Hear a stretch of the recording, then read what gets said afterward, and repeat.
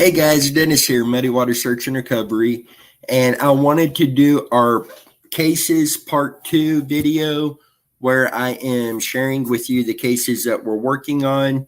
Tonight, I will be covering some of our missing persons cases, but I will also be covering the cases that they're not missing, but we're helping the families try to find answers and to fight for justice.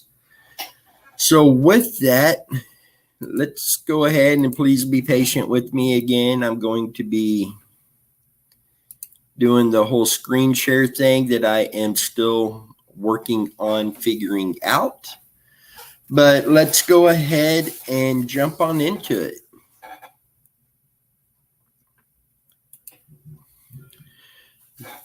The first one is Alex VanDalsen. That name should be familiar. We've done several videos on his case.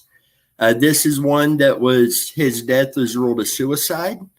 And I believe we have been able to prove beyond a shadow of a doubt this was not suicide, this was murder.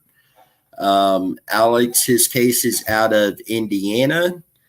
And we even done reenactment videos trying to reenact what was in the coroner's report and some of the detectives' reports.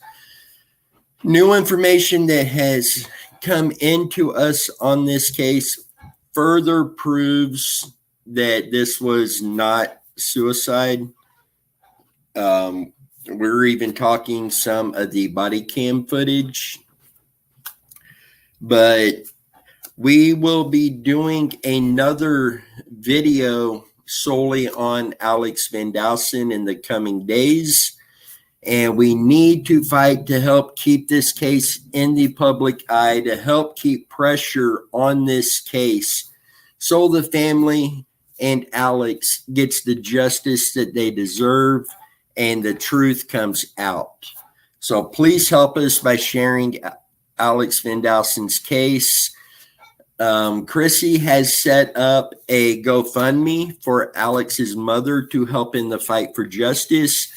Thank you to all of you who have donated to that. That has been very incredible. I know Alex's mother really appreciates that, but let's keep this case in the public eye. Next, we have Alonzo Brooks. And we were working on a mini-series on Alonzo's case. I believe we had 2 or 3 episodes that we have aired. The next episode and final episode of that series will be coming out within the next 2 to 3 weeks. And we are continuing to dig into his case. Alonzo disappeared while at a party or right after a party in Lacine, Kansas. And again, we will be releasing the final episode of the mini-series, but we will continue digging into this case and providing updates to you as they come along.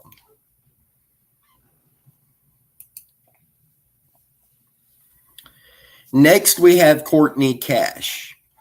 I've done the case layout for her recently, and we have another video that's going to be released in the coming weeks as well, going into more details.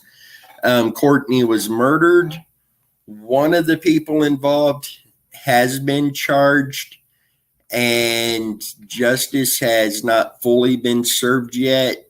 And we will get more into that in the upcoming video.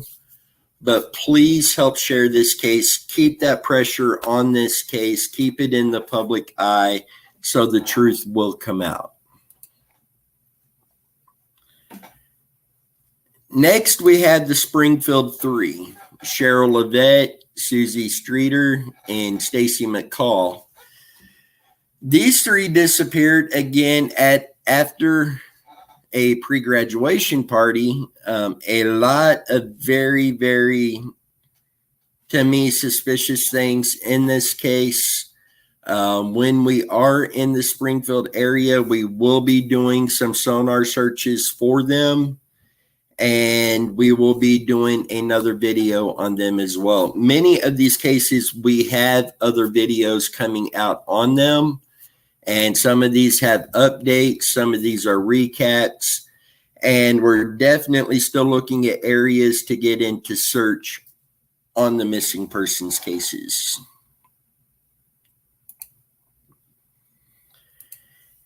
Now we have Aaron Shane Key, another Tennessee case. The official ruling was suicide. There was nothing suicide about this case. The corruption in this area of Tennessee is unlike anything I have ever seen before. Aaron's mother, Lisa, joined us on a live feed on one of our videos and discussed the case. We have another video on Aaron coming out shortly, and just heartbreaking how a father, a son, a brother can be taken from this world in the manner that Aaron was taken, and law enforcement and officials rule it a suicide, knowing there is no possible way that this was a suicide. I mean, just sad all the way around. And those who had been signing the petition for Lisa Key to have Aaron's body exhumed and another autopsy done, getting another opinion on this, and those who have donated to their GoFundMe to support their efforts, thank you very much. That is very appreciated. I know Lisa appreciates that. And guys, let's keep these cases in the public eye. The more focus we can get on these cases, the greater the chance of the truth coming out and justice being served.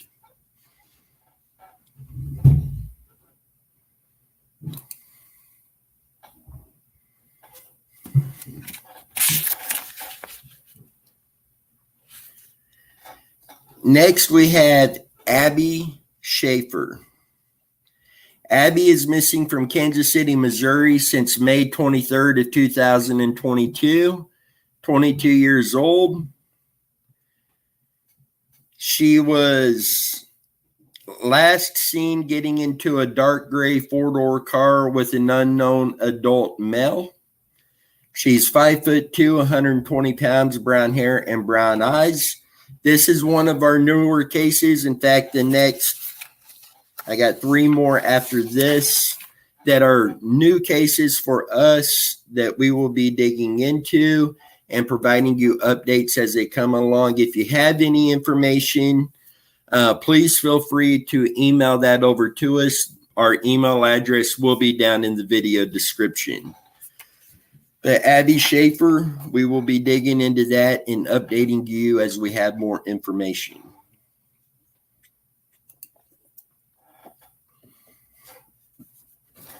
Next, we have Karen Adams. Karen has brown hair, green eyes, 5'4", 120 pounds. She worked at a local elementary school as a teacher's aide and at a local department store as a cashier clerk. She was single. She did own a dog to which she was quite attached. She was last seen at a popular gambling location in Hancock County, West Virginia, on the evening of March 11th of 2007. She drove her red or maroon four-door 2005 Suzuki Forenza sedan with Pennsylvania license plate ETD 5587 just across the Pennsylvania state line to the Mountaineer Casino Racetrack and Resort to play bingo. She was seen there and was known to have left the bingo area around 11 p.m. that night, possibly headed to the gaming side of the resort to play the slot machines. She was observed on surveillance video at approximately 3 a.m. in the morning on March 12, 2007, leaving the gambling complex, and she has not been seen or heard from since. Again, this is one of our new cases. We are continuing to dig into this and we'll provide you updates as those come along.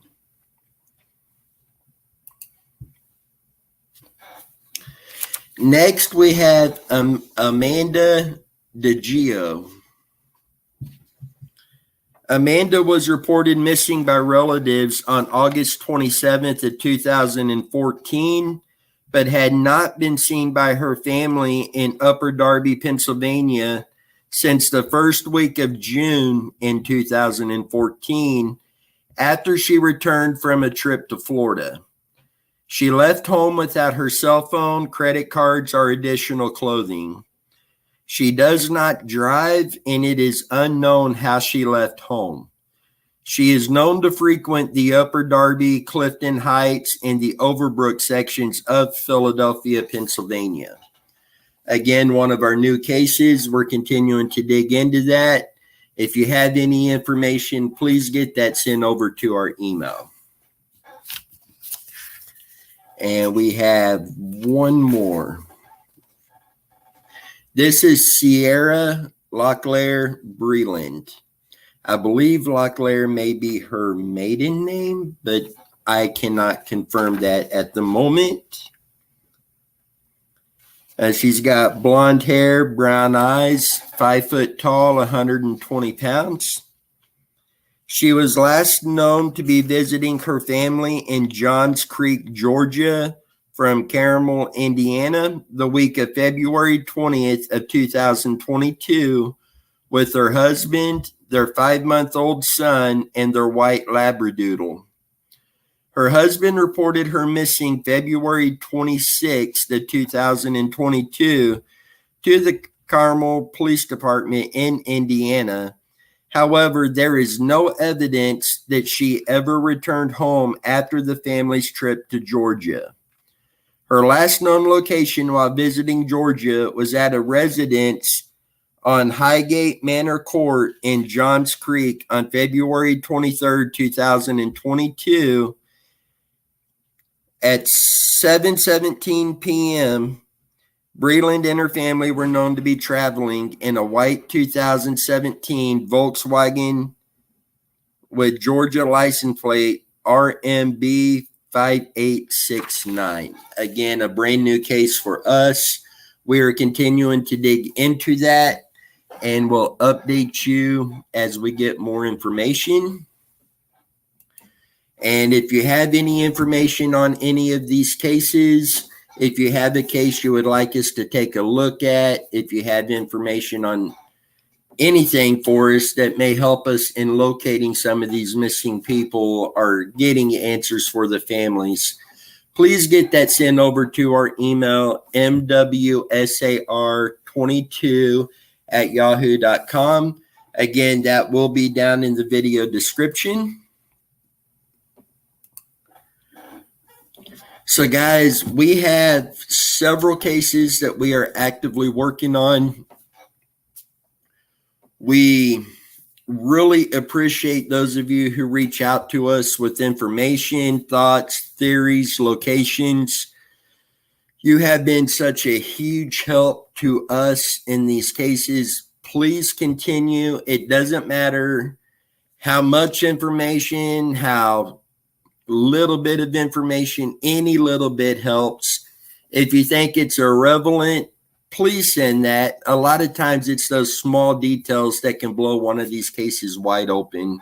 So please, if you have any information on any of these cases, please get that sent over to our email. With that, until next time, you guys stay safe. Let's continue to do all we can to help bring these missing people home and to help these families find answers.